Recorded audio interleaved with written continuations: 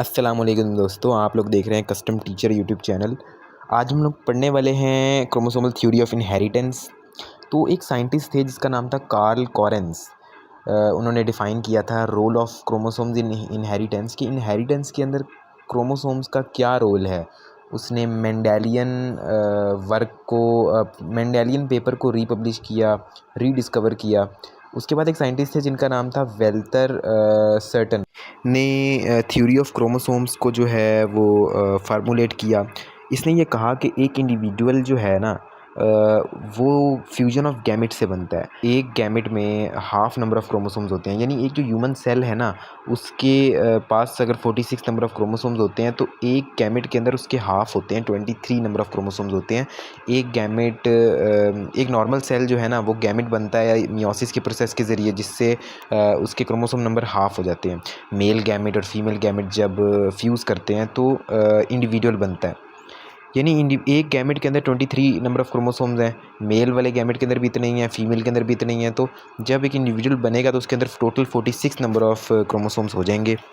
यानी एक इंडिविजुअल के पास जो हाफ नंबर ऑफ़ क्रोमोसोम्स आते हैं वो मेल फादर की तरफ से आते हैं, half number of chromosome mother की तरफ से आते हैं। से अब एक नॉर्मल ह्यूमन सेल है वो मियोसिस के प्रोसेस के ज़रिए गुजरता है। मियोसिस के प्रोसेस में होमोलोगस क्रोमोसोम्स बनते हैं जिनमें 4 क्रोमैटिड्स होते हैं।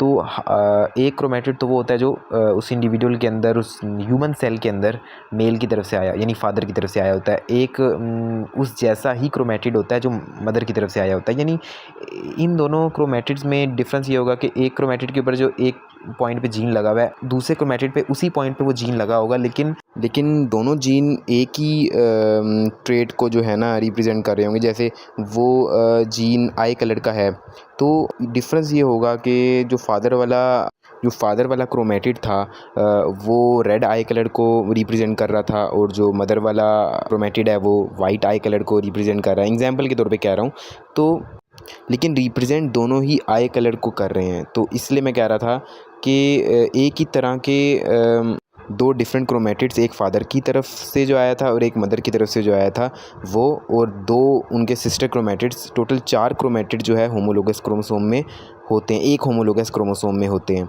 और फिर वो एक होमोलोगस क्रोमोसोम, यानी जितने भी होमोलोगस क्रोमोसोम्स होंगे, फ़र्ज़ करो 23 हैं, तो वो 23 के 23 होमोलोगस क्रोमोसोम्स मियोसिस 1 मियोसिस 2 के प्रोसेस से गुज़र के हाफ़ नंबर ऑफ़ क्रोमोसोम्स हो जाएंगे।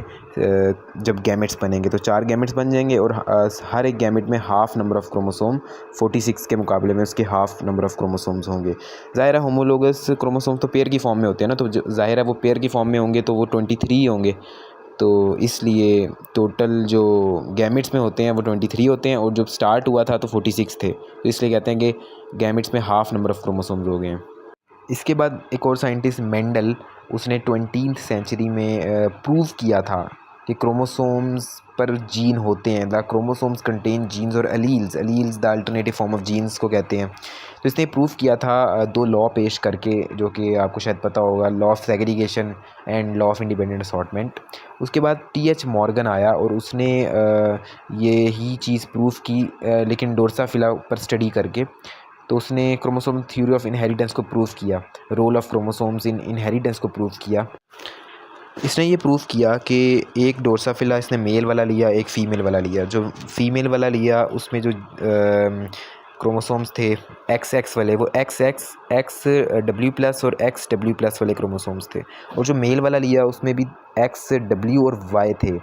XW जो XW+ जो रिप्रेजेंट कर रहा है वो रेड आई कलर को रिप्रेजेंट कर रहा है, और W जो रिप्रेजेंट कर रहा है वो वाइट आई कलर को रिप्रेजेंट कर रहा है। X क्रोमोसोम है और W+ जीन है, यानी उस X क्रोमोसोम पे जो जीन है ना, एक जीन की हम बात कर रहे हैं ना, तो हम सिर्फ एक जीन की बात, W+ वाले जीन की बात कर रहे हैं जो कि X क्रोमोसोम पे है।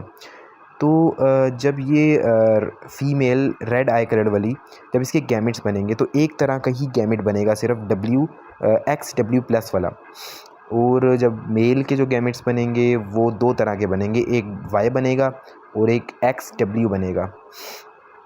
अब जब फ़ीमेल का जो गैमेट थे XW+, जब वो मेल के XW वाले गैमेट के साथ यूनाइट होंगे तो फ़ीमेल प्रोड्यूस होगी, क्योंकि XX है ना, तो X डब्ल्यू प्लस और एक्स डब्ल्यू में एक्स डब्ल्यू प्लस डोमिनेंट होगा, तो और दूसरा एक्स डब्ल्यू जो है ना सिर्फ डब्ल्यू वो रिसेसिव होगा। तो डब्ल्यू प्लस वाला डोमिनेंट होने की वजह से फ़ीमेल रेड आई कलर वाली प्रोड्यूस होगी। और अगर हम मेल की बात करें तो एक्स डब्ल्यू प्लस और वाई का जब फ्यूजन होगा तो मेल प्रोड्यूस होगा वाई होने की वजह से, लेकिन फिर भी एक्स डब्ल्यू प्लस डोमिनेंट होगा तो इसलिए रेड आई कलर वाला मेल प्रोड्यूस होगा। अब जब ये दोनों इंडिविजुअल प्रोड्यूस हुआ, अब हम इनका अगर आपस में क्रॉस करवाएं तो फिर 4 तरह के इंडिविजुअल्स प्रोड्यूस हो सकते हैं। जैसे एक्स डब्ल्यू प्लस का अगर क्रॉस एक्स डब्ल्यू यानी मेल के एक्स डब्ल्यू प्लस से अगर हो तो फ़ीमेल रेड आई कलर वाली प्रोड्यूस होगी। एक्स डब्ल्यू प्लस का अगर क्रॉस वाई के साथ हो तब मेल प्रोड्यूस होगा लेकिन रेड आई कलर वाला, क्योंकि एक्स डब्ल्यू प्लस है ना। लेकिन अगर एक्स डब्ल्यू प्लस का जो क्रॉस है एक्स डब्ल्यू वाले के साथ हो तो भी रेड आई कलर की फ़ीमेल ही प्रोड्यूस होगी, क्योंकि डोमिनेंट जो है ना वो डब्ल्यू प्लस वाला है। और उसके बाद अगर फ़ीमेल का एक्स डब्ल्यू मेल के वाई के साथ अगर मतलब फ्यूजन हो तो मेल प्रोड्यूस होगा वाइट आई कलर का। तो रेशो कितनी हो गई 3:1, यानी 3:1 की रेशो हो गई कि चांसेस, यानी वाइट आई कलर प्रोड्यूस होने के सिर्फ 1% चांस, यानी 4 में से 1 चांसेस हैं, और रेड प्रोड्यूस होने के 4 में से 3% चांसेस हैं।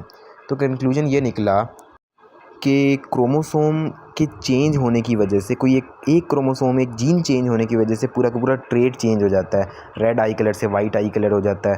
तो इसका मतलब हुआ कि क्रोमोसोम्स जो है ना वो जीन्स को, वो ट्रेट्स को कंट्रोल करते हैं। क्रोमोसोम्स के ऊपर जीन्स होते हैं जो कि ट्रेट्स को कंट्रोल करते हैं। तो टी.एच. मॉर्गन ने ये कंक्लूजन निकाला कि chromosomes play important role in inheritance, और क्रोमोसोम्स ही हैं जो जेनेटिक इन्फॉर्मेशन जीन्स की फॉर्म में कैरी करते हैं। तो आप लोग बताएं कि आप लोगों को आज का टॉपिक कैसा लगा। अगर पसंद आया तो लाइक करना। हम मिलेंगे किसी और अच्छे अगले टॉपिक में, तब तक के लिए अल्लाह हाफिज़।